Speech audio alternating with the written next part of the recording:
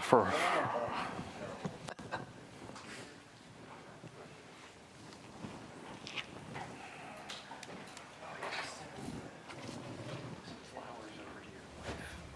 oh,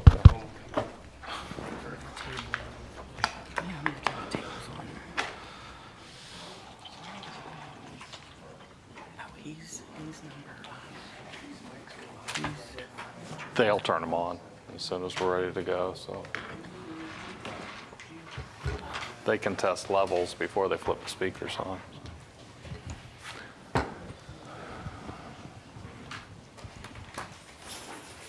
You got a little bit of time right after the meeting at your office? Like, We should meet with administration right afterwards. 25, 50, yeah, all right. how about tomorrow morning? I need to check a date. I need to check a date now.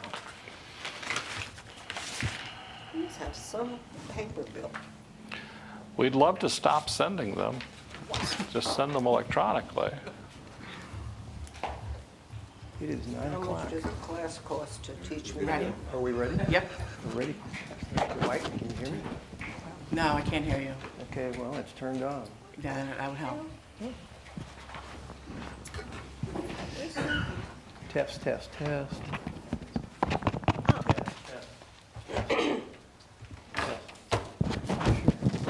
I hear it now. Test, test, test, test. You might have to put it up higher. A little closer. All right, I'll move it up. Very good. Are we ready to go? Yeah. Good morning, everybody. Welcome to the Charlotte County Airport Authority meeting for June 15th, 2023. It is now 9 a.m. and this meeting is called to order. I'd like to remind everybody to please turn off your cell phones or silence your phones if you would please. And we always like to start off with an invocation and a pledge of allegiance. If you would please join me in the invocation if you would like. Dear gracious Heavenly Father, we take this time to praise your holy name, and we just thank you for all that you do for us here at the airport and the hedge of protection that you provide for not only the authority, but for all our properties and our commercial airliners and our general aviation. We just ask now that you bless this board with wisdom, guidance, and discernment as we consider our monthly business. And once again, we praise your holy name and thank you for all that you do for us. In Christ's name we pray. Amen. Amen. And Kathleen, would you? Would you please all join me in the Pledge of Allegiance? I pledge Allegiance to the flag of the United States of America and to the republic for which it stands, one nation, under God, indivisible, with liberty and justice for all. Kelly, roll call, please. Sure. Morning, everyone. Mrs. Oliver? Here. Mr. Carr? Present. Mr. Hurston? Here. Mr. Parrish? Here? Mrs. Coppola? Here. Thank you. Thank you. You may notice we have a couple vacancies. We have Mr. Paul Andrews out and also our chair, Mr. Hanzik. I'm James W. Hurston, our vice chair. So anyways, we will move on to citizens' input. If there's anybody wishing to address the board during this portion, please state your name for the record. And each citizen is allowed up to 2 minutes to express their opinion, anything on the agenda items. The 2 minutes is fixed unless extended by me. Do we have anybody coming forward? All right, we don't. We'll move on to Mr. Parrish. Do we have any additions and or deletions? I do not. Very good. Thank you, sir. And who's handling the employee recognition? This morning, I think we have one. Morning, Board. Good morning. Some of you may or may not know Ben Duke, who was our airside operations manager, was here for 9 years, decided to make a career change recently and moved on to teaching. So with that left a vacancy in the airside operations department, and we put that out nationwide for applicants. Interviewed about 6 people from all over the country, one of those being our own Josh DeArmond, who we were happy to say has been promoted to the role of airside operations manager at this time. Josh has been here a little over 2 years now, and in that time has received his non-federal weather observer certification, his ACE operations through AAAE, and also a certified member through AAAE. So in a very short time, he's accomplished a lot. Was promoted to assistant manager about a year ago, and now he's taken over the role as airside operations manager. So just wanted to bring him up here and recognize him for that accomplishment. Very good, congratulations. Thank you, Raymond. Good morning. I just wanted to take the opportunity to thank James and to thank the board for your support and contributions to the continued growth and success of the airport. So thank you, guys. Do we have anybody who can take a photo? Kelly's not here. Kaylee is getting us new airline service.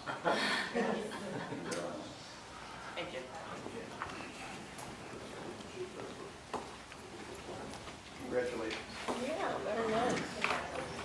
We'll move on to number 8, our consent agenda. We have 4 items on our agenda. Chair is ready for a motion on the items. Move approval of the consent agenda. Thank you, Commissioner. Do I hear a second? I hear a second. Is there any further discussion? Hearing none. All those in favor say aye. Aye. Those opposed say no. Motion carries unanimously. We will move on then to our Secretary Treasurer's report. Kathleen, Commissioner Coppola. I'm going to defer to Mr. Parrish for an update. Mr. Parrish? Our review, it's kind of an easier way to look at it. We've been using for a while. As you'll notice year to date, we continue to be profitable, a little less than what we had hoped. A lot of it's in our rental car estimates. Our flights have been down. Our rental car income has been a little lower. We did sign a new contract with the rental car companies this year that went into effect in May, which has some annual guarantees instead of just a straight percentage.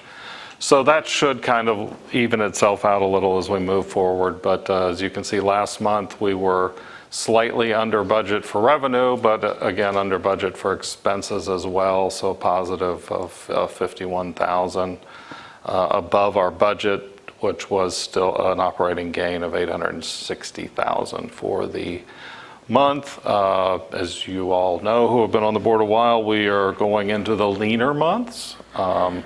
As we hit summer, everybody else hits their busy time of the year.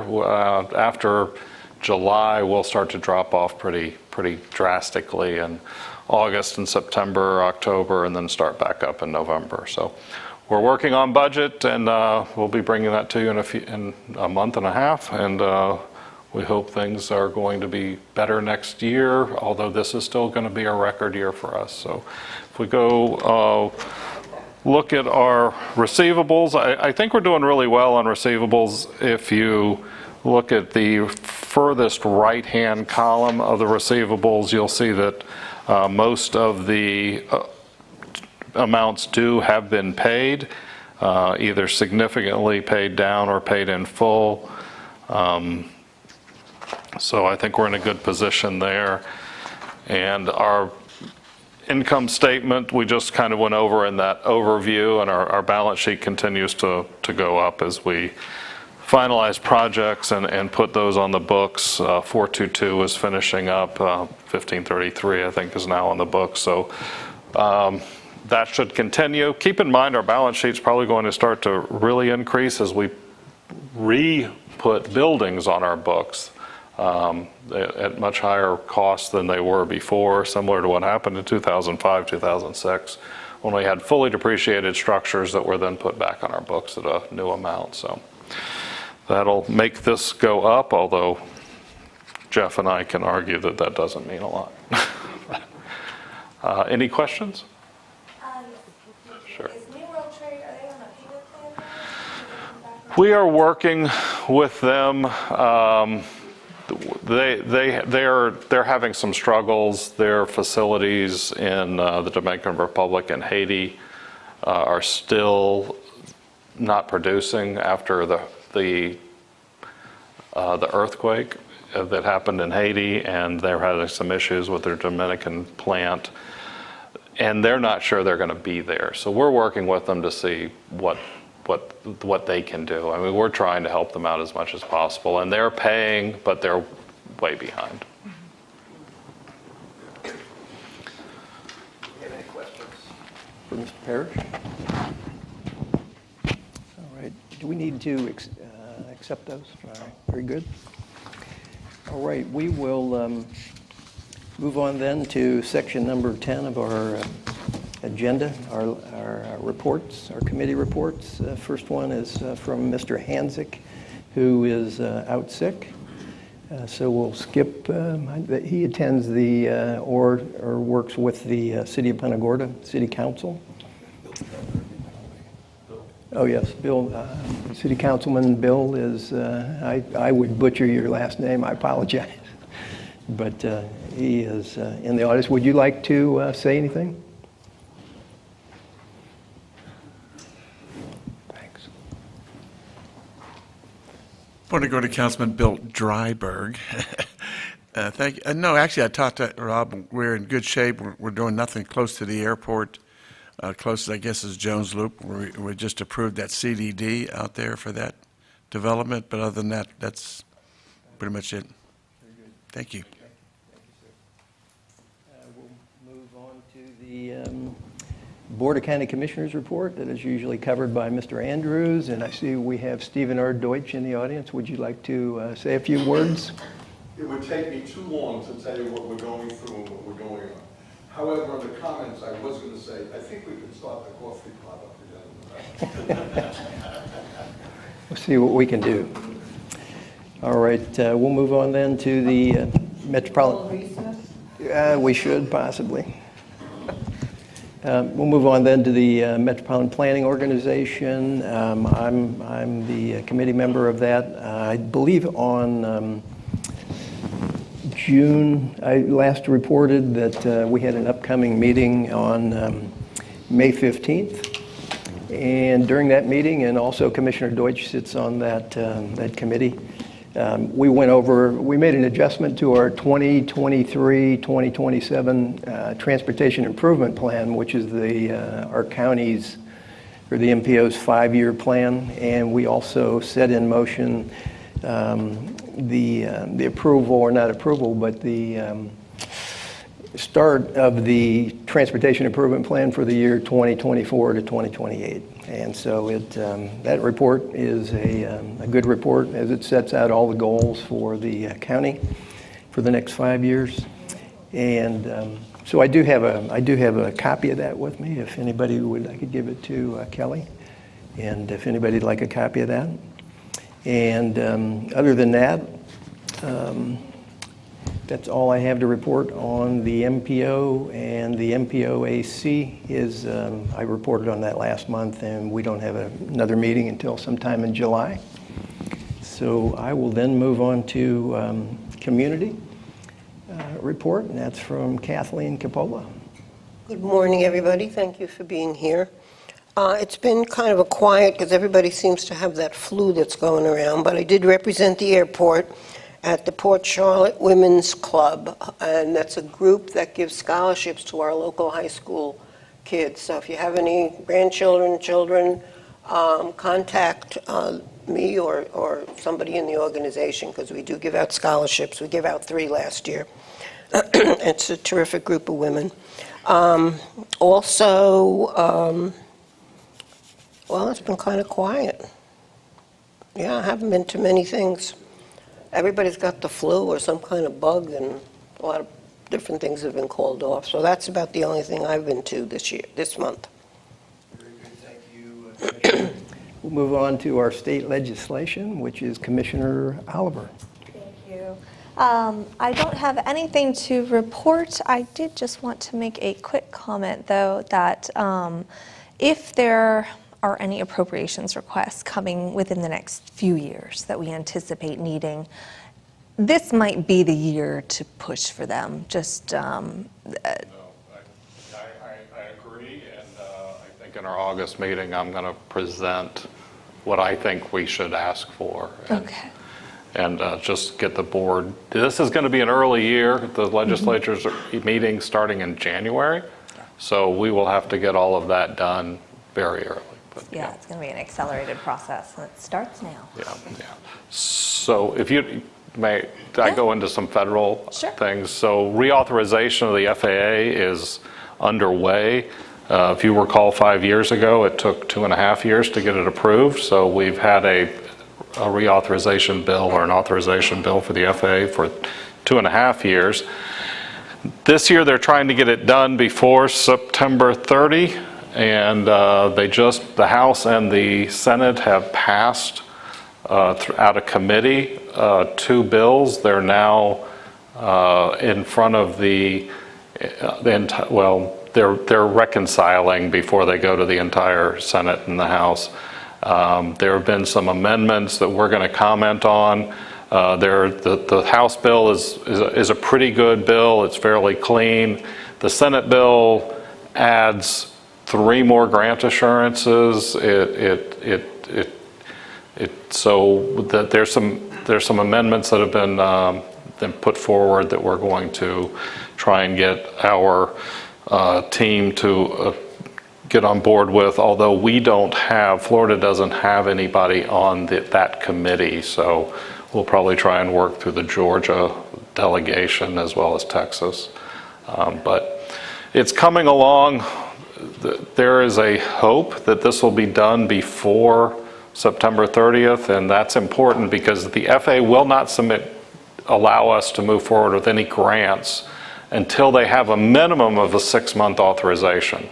Last time this went through, we had 26 short-term extensions, and they ran from 1 month to 3 months, and we literally spent a year and a half without grants. So we're really hoping this time that gets pushed forward a little faster, and I think there's nothing really controversial on this one. 5 years ago, they wanted to privatize air traffic control, which was a very controversial issue. This time, it's pretty clean, so we're staying on top of it. Between Chad and I, we spend a couple hours a week on the phone with our respective groups, AAE and ACI, trying to figure out who's doing what and who we need to contact. But rest assured, we're on that.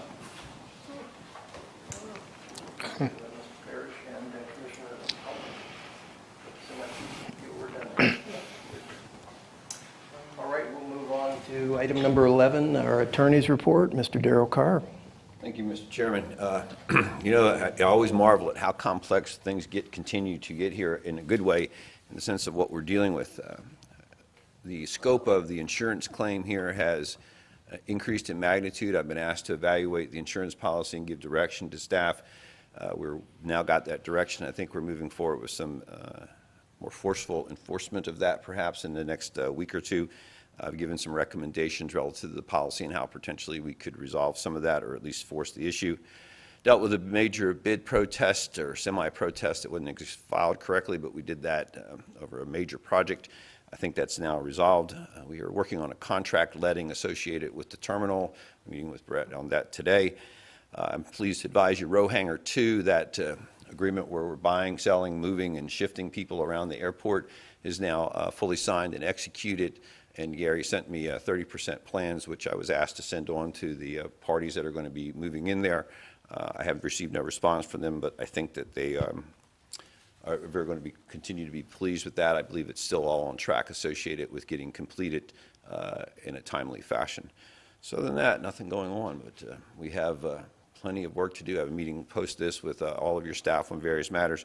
Again, I can't continue to compliment enough the staff here and how I work with Ray, Gary, Brett, Wendy, et cetera. They're just, and Chad, they're all just exceptionally astute and very prompt in getting back to me on any information that I need in order to address these problems. And of course, James calls me, I don't know, daily, twice a day, 3 times a day, whatever he needs.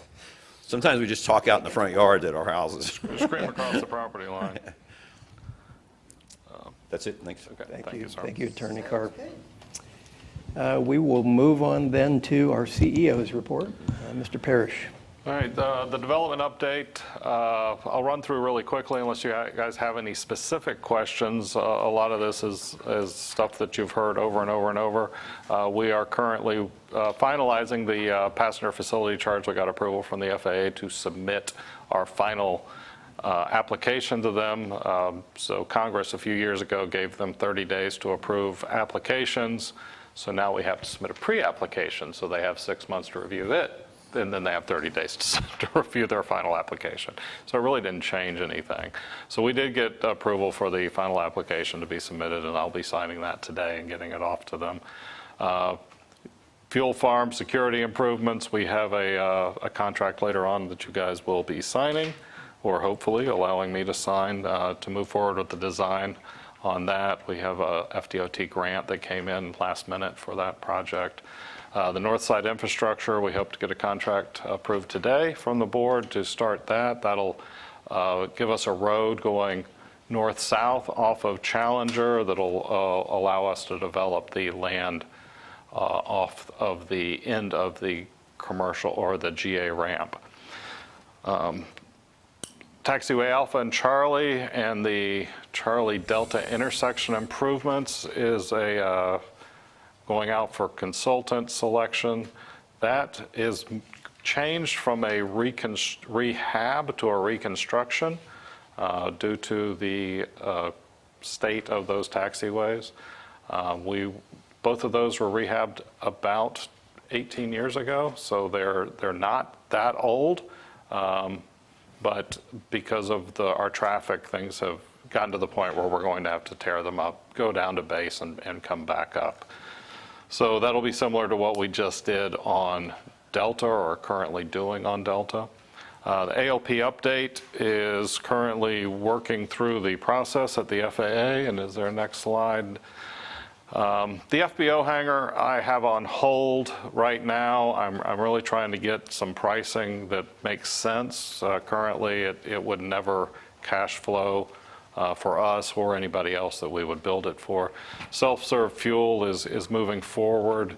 Golf course Challenger Perimeter Road, also in design and moving forward. CTC, we continue to work with them as well as the designers to get a facility that's reasonably priced. I did meet with the new school board superintendent yesterday, and we'll be having a couple of other meetings with him and his board. Will be addressing some of the challenges on that project, and that is one that will hopefully either us or the school board will be asking for a specific request from the state. The perimeter road, we have 2 perimeter road projects in one state of either design or permitting or in the planning stages. That it will connect the east side of the airport and the south ramp, and then another one from the north side of the airport to the new GA facility. And then we're replacing Building 207, which was the row hangar 2 project, and then self-service fuel. We've signed the contracts, and it's been ordered, and it's 30 weeks out. Yeah, so anything you order today that we usually could get in 30 days is now half a year out. So inline baggage system, that was part of our bid protest, and I think we're moving forward with that. We're waiting on the OTA, which is a transactional agreement with the TSA. M&O facility, we've done some design changes to get that back in budget, and that'll be back out on the street. It currently is, okay, so we got those out. Taxiway Gulf is out and or is in, right? And then the commercial terminal expansion, we're currently working with the contractor, the design build firm, and getting those prices firmed up for the construction. And then we're expecting a NOFO, which is a Notice of Funding Opportunity from the FAA for the BIL.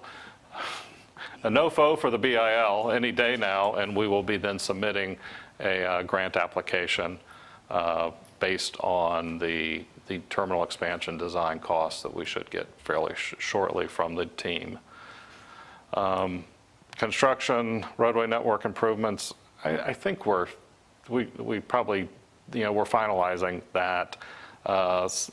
Box hangers, 60 by 60s. If you guys want to drive out there after the meeting, just look at the box hangers, the T hangers, the 50 by 50 row hangers. They're really coming along well. I think we should be in all of those end of July, at least in the 60 by 60s. The other ones will follow shortly thereafter, but they're really coming along nicely. 422, we're finalizing some repairs that we needed to do on an edge that was built wrong by the Army back in 1942, and we're finally fixing it. So that's getting done. We are getting a new airport lighting control system. Ours was put in after Hurricane Charlie, and we just can't buy parts for it anymore. When is that? 52 weeks, so apparently everything's 52 weeks.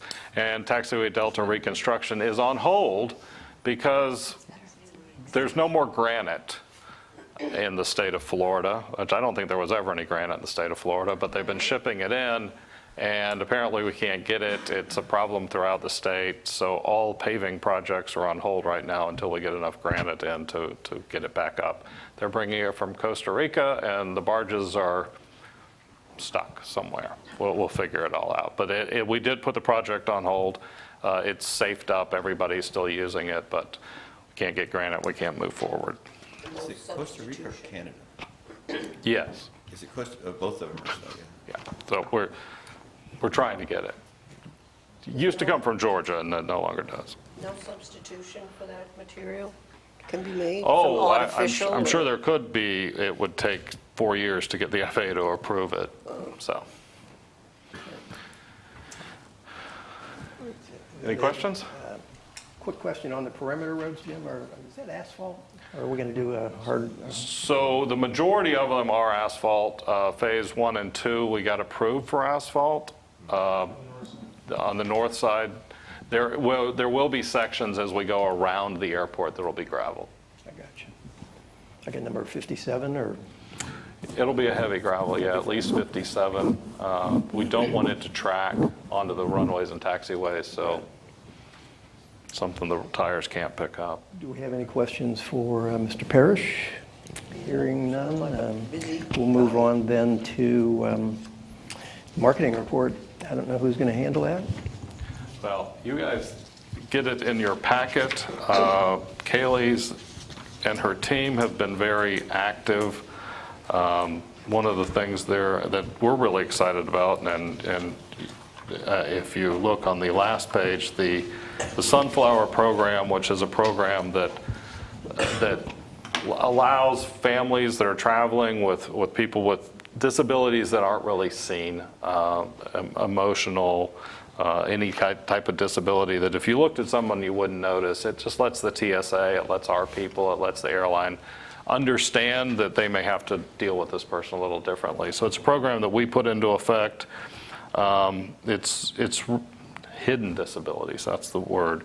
And we launched it, and we've been doing a lot of training on it with staff and with airline staff and TSA. So we're excited about that. The Flybrary continues to grow. We got a bunch of new books in this week, and they're starting to put them out.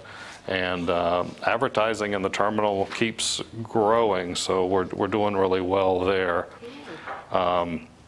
Obviously, we had the veterans flight, the honor flight came in. I think we talked about that last month, but it was picked up by a lot of press, and we got a lot of good coverage for that. If anybody needs to go to that, I would highly recommend it. I went a year ago. It was the most wonderful trip, absolutely wonderful. I would praise all the people that went, the soldiers and sailors, and they were terrific, and they really have a wonderful program. So look into it and go.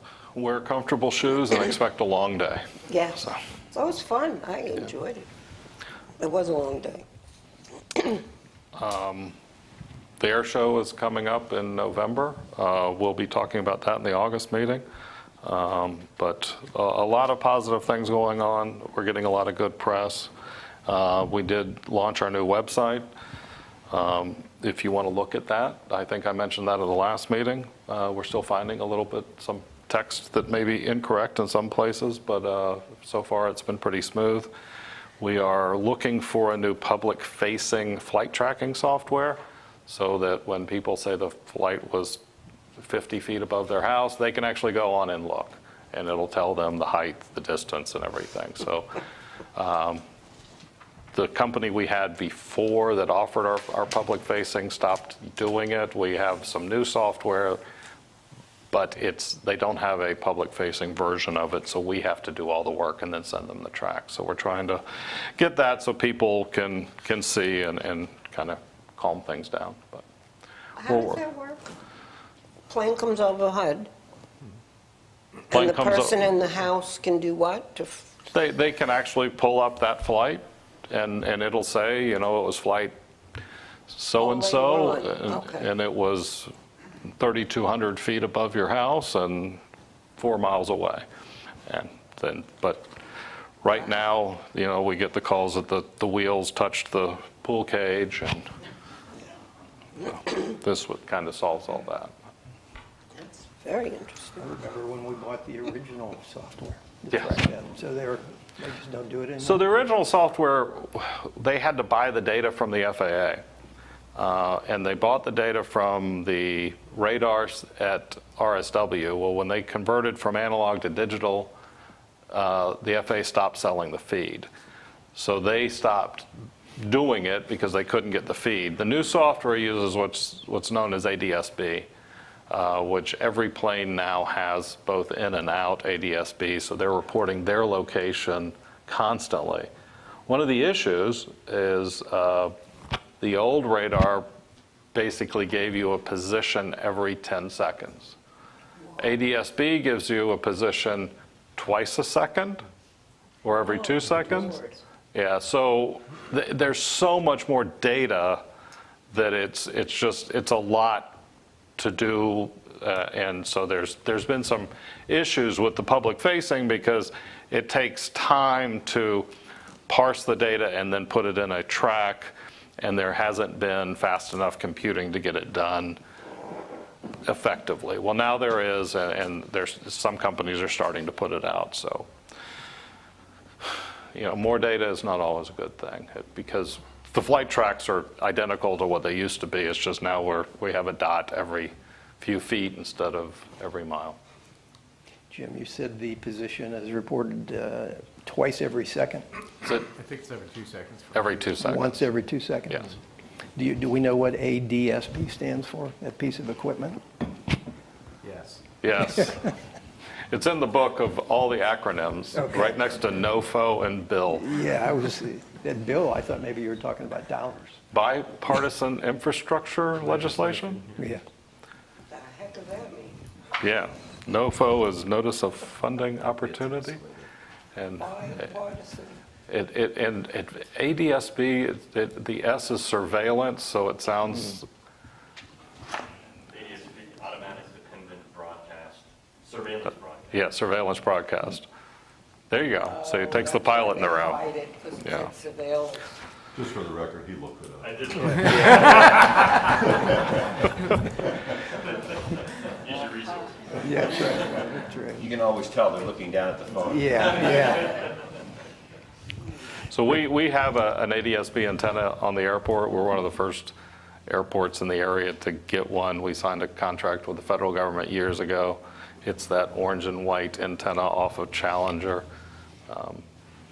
And it allows us to track things in the air, on the ground. It gives us way more data than we ever need, and that's one of the problems today. We have more data than we actually need. Before, we were fine knowing where the planes were every 30 seconds now. All right, aviation report. You want to move forward, Mr. Duncan? Yes, good morning, Board. Speaking of data collection, we continually collect it. So the first chart there shows that we had a really busy May in operations. If you'll see from the pie chart that 87% of those operations came from local traffic and general aviation.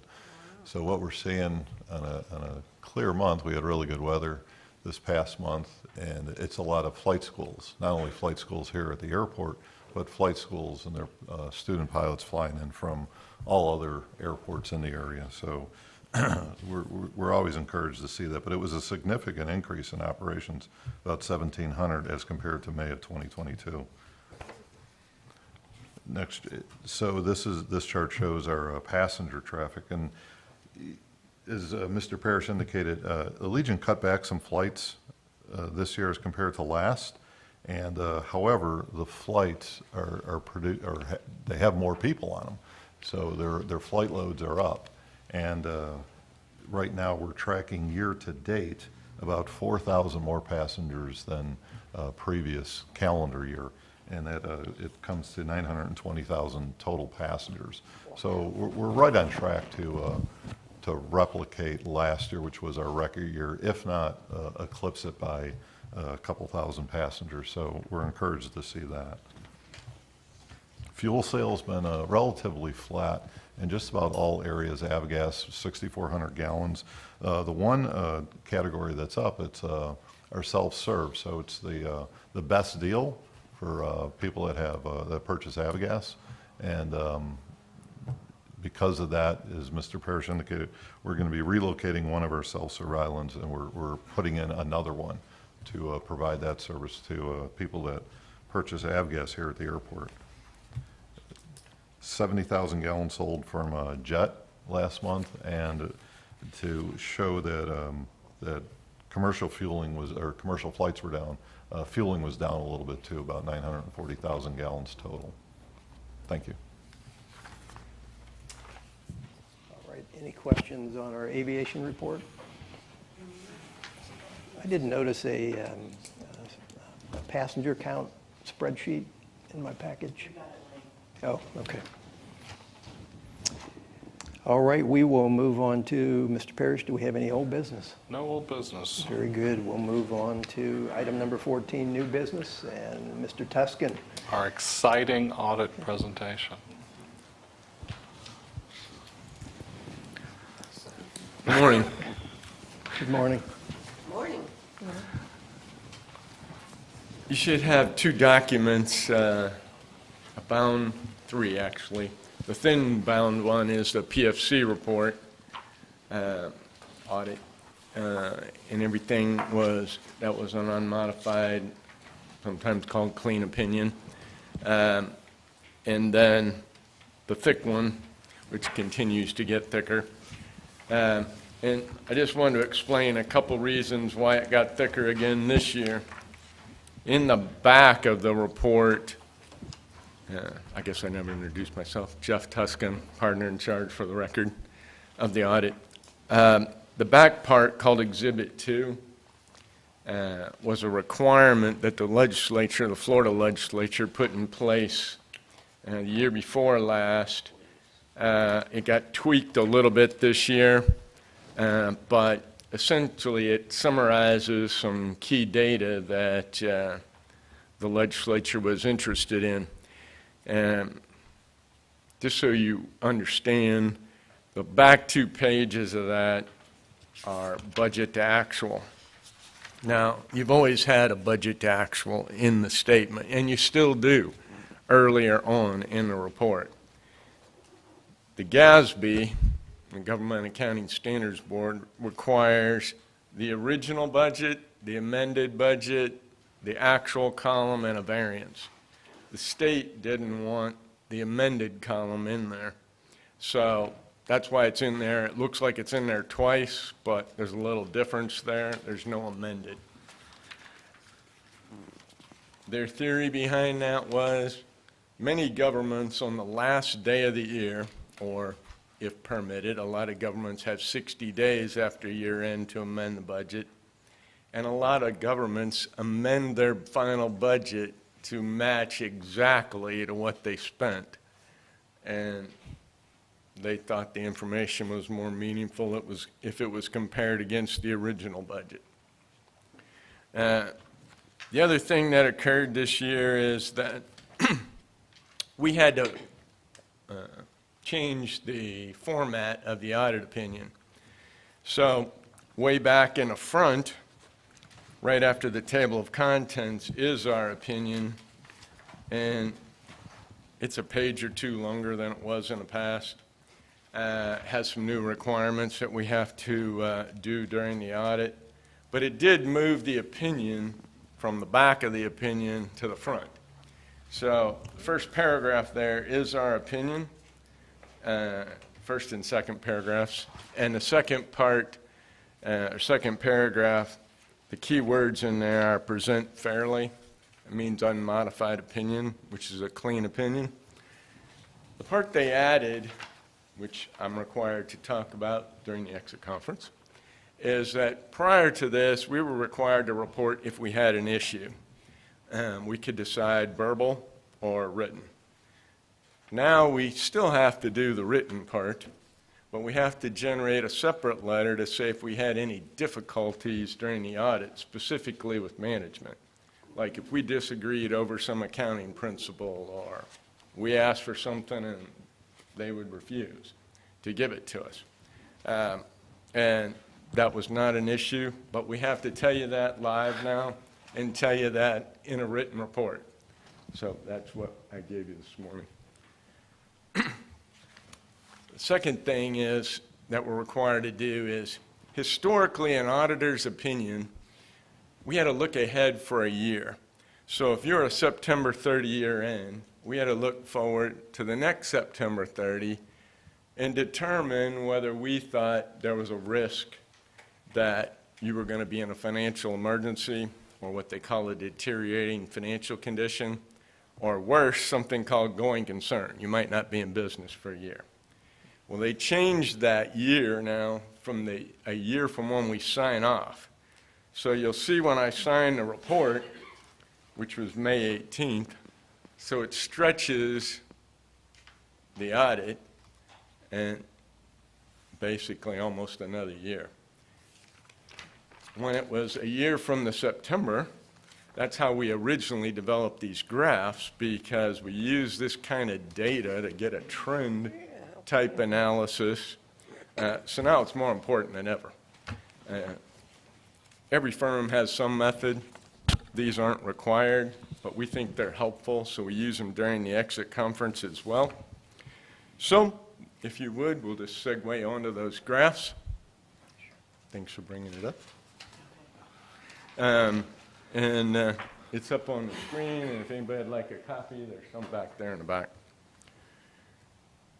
Basically what this does is allows you to have a bit of a trend analysis while we're talking about the current year. Government auditing standards only allow us to present the 2 years that are in the audit. So essentially there's a financial statement in the book that more or less mirrors these graphs, but first graph basically shows you that your cash went up about $14 million last year. So that's a phenomenal number. And basically you'll see as we go through these graphs, you were profitable operations-wise, but the grants and different funding sources provided a lion's share of that. Couple interesting things. You see at the end of the year there, you had $46 million. Now, a couple of reasons that's important. If you look back in history, and I went over these graphs and financial statements with management, just as a point of reference, in 2004, right after the hurricane, you had $680,000. And it went down from there. Those are year-end numbers. We audited about a month after the hurricane, roughly. It went down after that because you were in that recovery phase and the airport was covered with other agencies set up until any kind of relief grant funding or any SIB loan, anything like that occurred. So huge shift in 18 years. But as was mentioned earlier by Mr. Parrish about replacing fully depreciated items, I mean, things that cost X in 2004 are about 10 times X now and going up every day. And as he mentioned, things are a year or two out on delivery. So, a couple things. Back then, you were heavily grant dependent upon any improvement because you just didn't have the revenue sources. Now, you have what I call a few options. You have an emergency reserve in those dollars, and you also have the option to replace items that might not be available for grant funding or do other kind of improvements that you determine necessary without having to wait on grant funding, so if you so desire. But you have some options now, so it's been an incredible change. You'll see farther on in these graphs that essentially that cash balance mirrors your equity. So your equity is liquid. It's available to you if you need it. There weren't any other significant changes, even though some of the numbers are in change are big there on the assets. It's mostly just timing. If you flip to the next page of these graphs, oh, she's working ahead for me. Thank you. No, that's good. That's good. That's good. You'll see that in the $46 million and $14 million net change this year, it was a combination of things. Operations produced a positive $16 million net. So there's a cash flow statement if you wanted to look. It's on page 7 of the financials if you want to make a note. It breaks down what I'm going to tell you, but it's important that operations produce a net income. You're what they call an enterprise fund in government accounting, which means you're supposed to operate like a business. You don't have tax dollars to fund operations. So operations should generate a profit so that you can fund future operations and replacement and repairs. Also, you should have positive net cash flow. And operations did produce a net $16 million. Now, a lot of that grant, the capital grant, is not in that operations because that's normally not operational revenue. This is operational type revenue. Some of the COVID funding was in there, though, because that was part of, the theory was it was replacing lost revenue during COVID. Other than that, you got about $27 million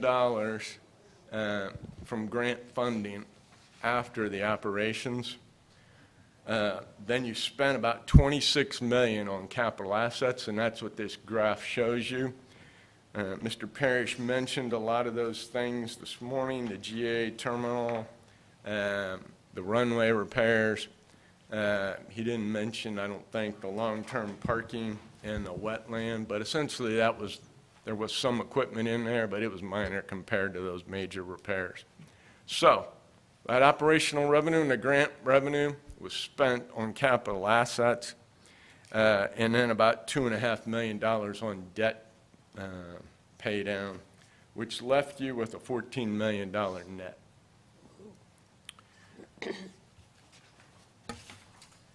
If you flip to page 3 of the graphs, now we're not going to go through all these.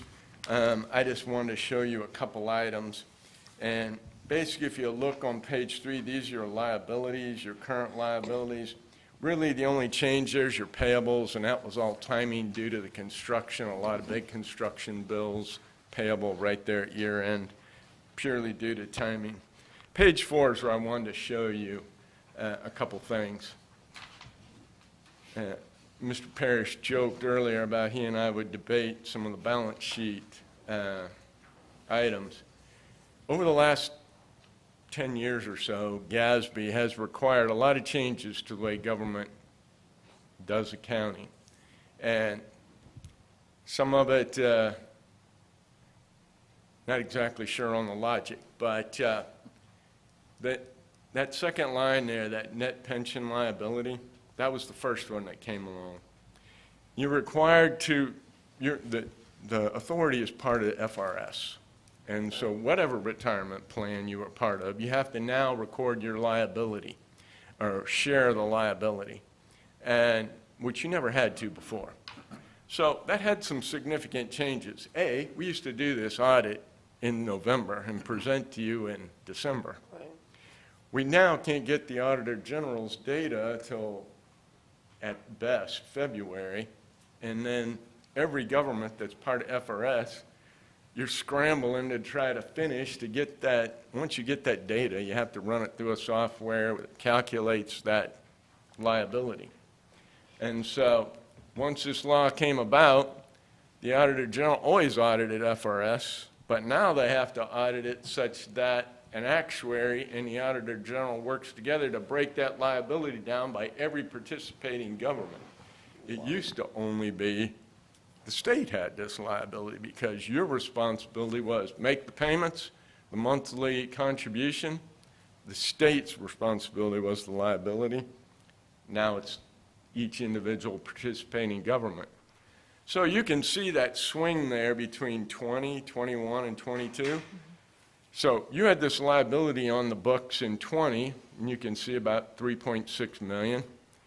And if you remember what that was, the stock market was really down because of COVID, so the liability was up.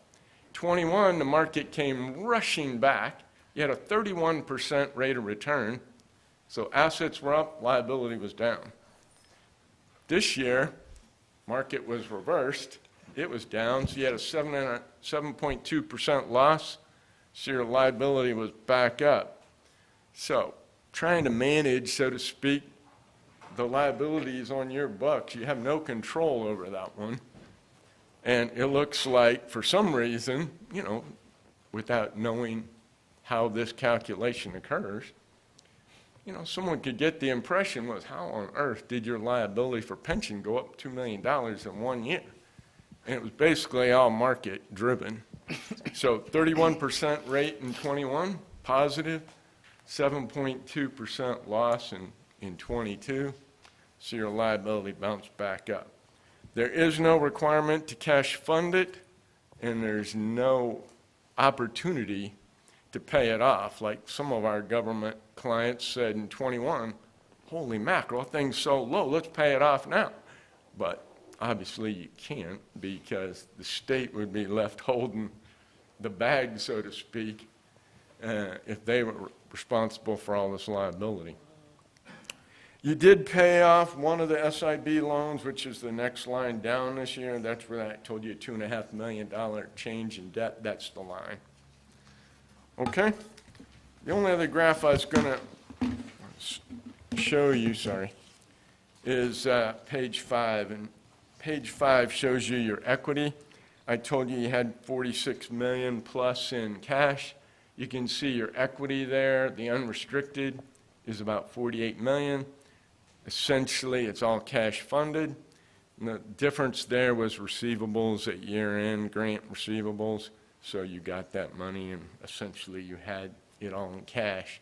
So very positive. The last thing I wanted to show you was, if you look in the book, in the audit, on page 6, I think it's easier than flipping through graphs this year.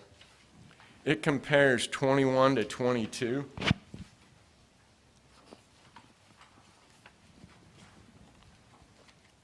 Everybody. Is that the PFCs? Pardon? On page 6, that's the Yes, non-operating page revenue? 6 of 69, top right-hand corner. And really, if you look over on in your book, it's bound, so it'll be over on the left side. For those of you that have the paper, it's on the page before I mark 6, because in the book, it's bound spacing.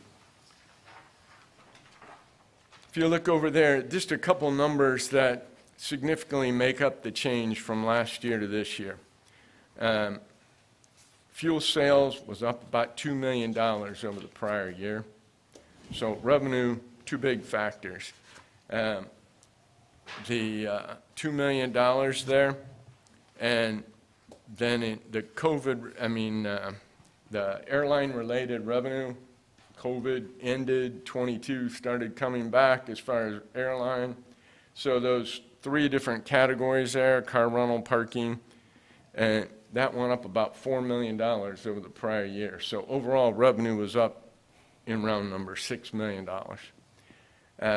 Expense-wise, it was salaries, cost of fuel, repair, that made up the lion's share of the change in expenses as far as operations go.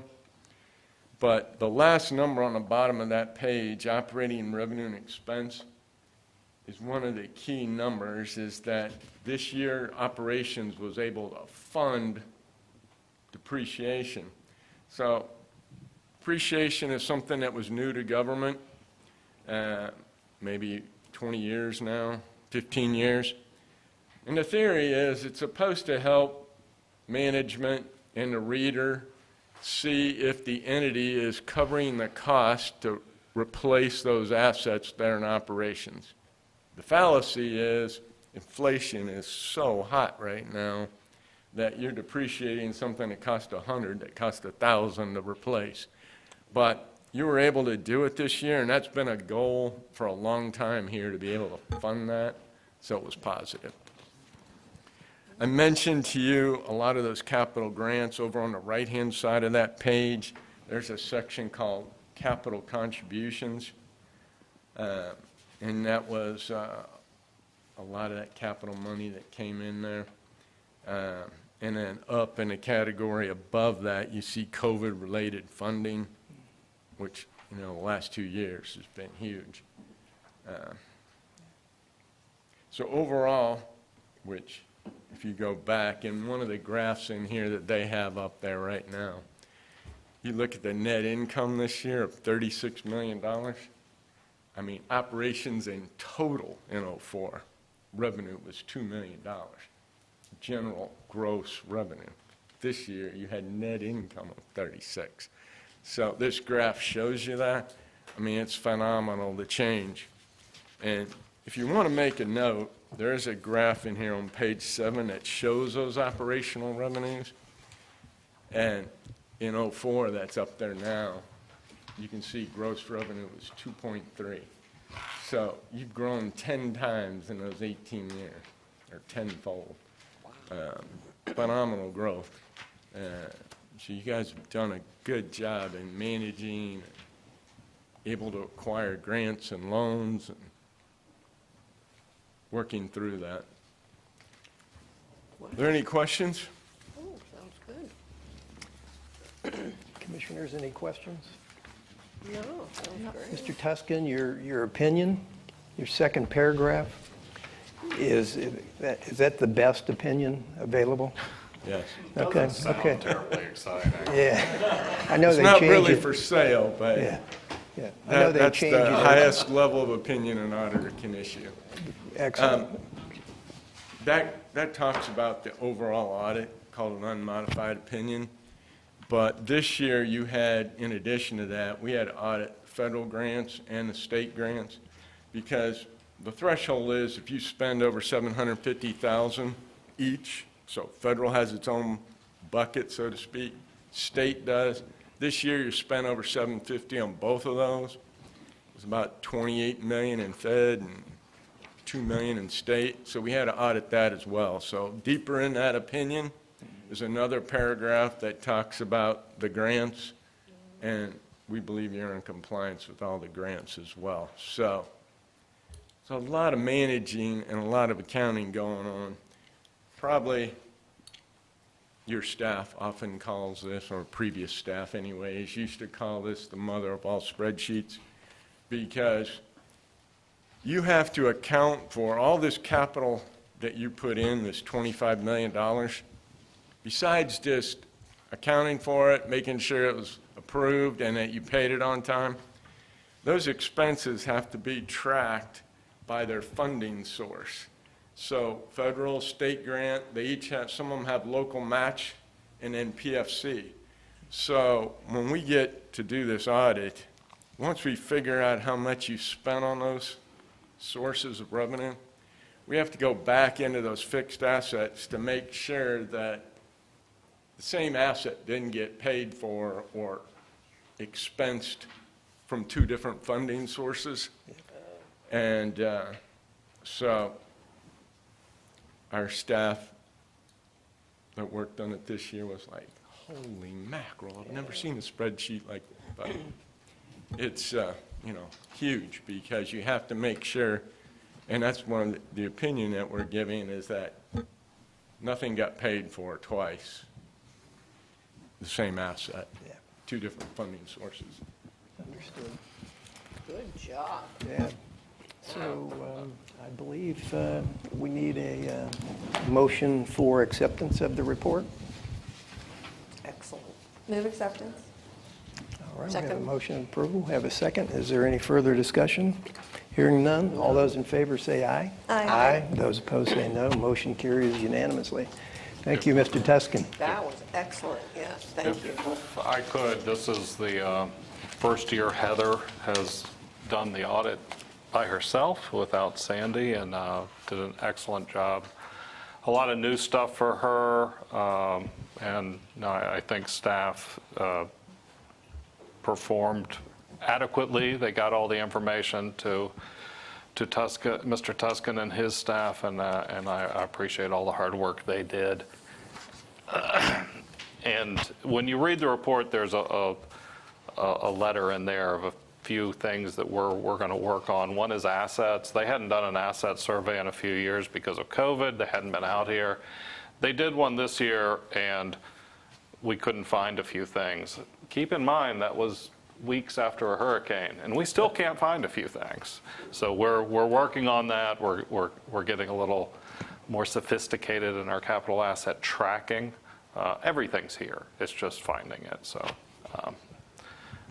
we appreciate their assistance on that, and I just want to thank staff for all their hard work. Loss of equipment sounds like my office. Sounds like We're not as bad as some of his other clients on Sanibel that literally have lost their equipment. So.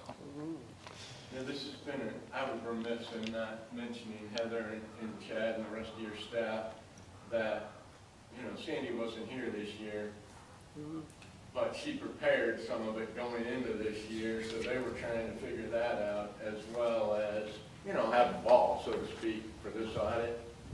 And with the hurricane getting tossed in there, it was interesting. This year, we're farther behind. I was telling Mr. Parrish this morning, all these governments have to be submitted to the state by 6:30.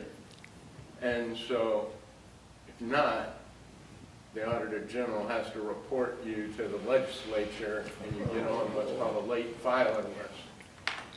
And there's many governments in that situation this year just because they can't find half the records. I mean, we actually audited an entity this year, and they couldn't find so many records. We completed the audit, but couldn't issue an opinion. So it's called a disclaimer. We said we did the audit, but we couldn't issue an opinion because we just couldn't find enough detail. Wow. Fortunately, our new admin building was built to withstand a hurricane, and it did. Yeah. All right, very good. We will move on then under new business. Item B, Mr. Parrish. So this is row hangar 2. It's the building that will be moving the tenants twice in the next few months. They'll be moving into our new 10-unit facility on the FBO ramp, and then moving into a new facility that we're building for them. This is demolition contract. We have solicited bids and have one of our design build firms with a GMP of 178,968.60. We're asking for a $20,000 allowance, so a request that the board authorized me to execute a construction proposal in the amount of $198,968.60. That will not take place until they are moved and we have a permit for their new facility. When you say a permit, CO? No, just a permit to Just construct. permit. Commissioner. Mr. Chair, before I make a motion, can I ask Mr. Parrish a more general question for B, F, and G? I'm asked about this sometimes, and I think it would be helpful to do a quick refresher on the design build firms, how that works, what the threshold is when we don't put it out for a general bid.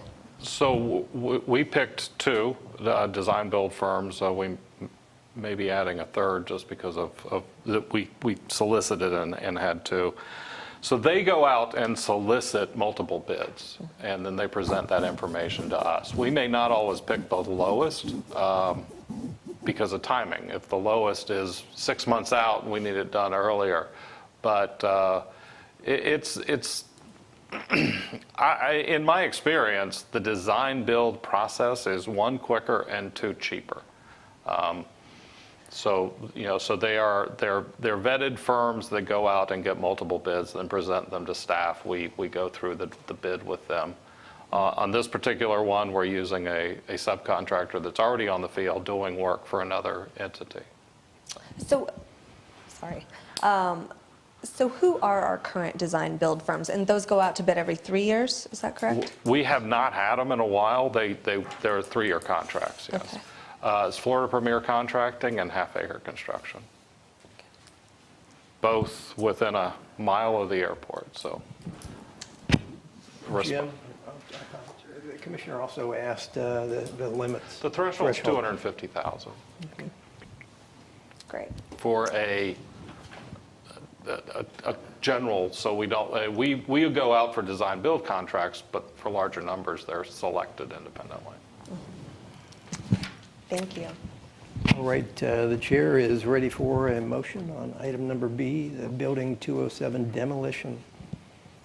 Yes, Mr. Chair, I move that the board authorize the CEO to execute the construction proposal in the amount not to exceed $198,968.60. Thank you, Commissioner.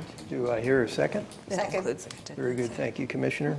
Is there any further discussion on the issue? Hearing none. All those in favor say aye. Aye. Those opposed say no. Motion carries unanimously. We'll move on to item C. Mr. Parrish. The next item is an FDOT PTGA, another acronym,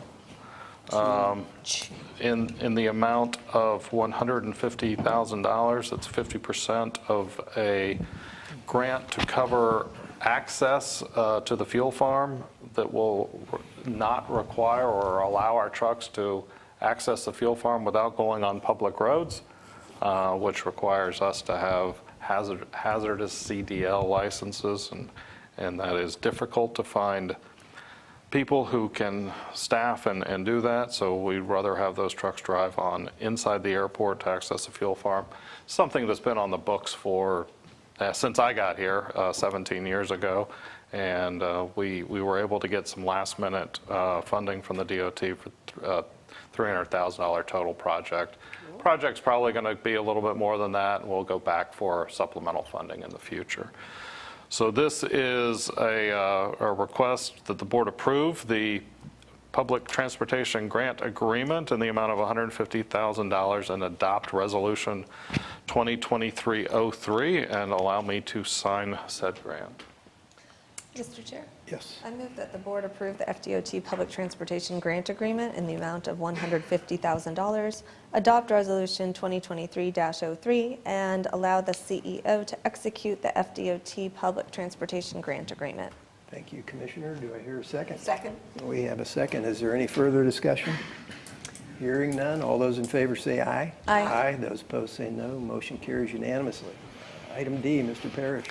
Item D is a similar PTGA from the Department of Transportation for $45,000. That is 5% of the, this is a design grant for Taxiway Alpha and Charlie. The one that we talked about is a reconstruction project.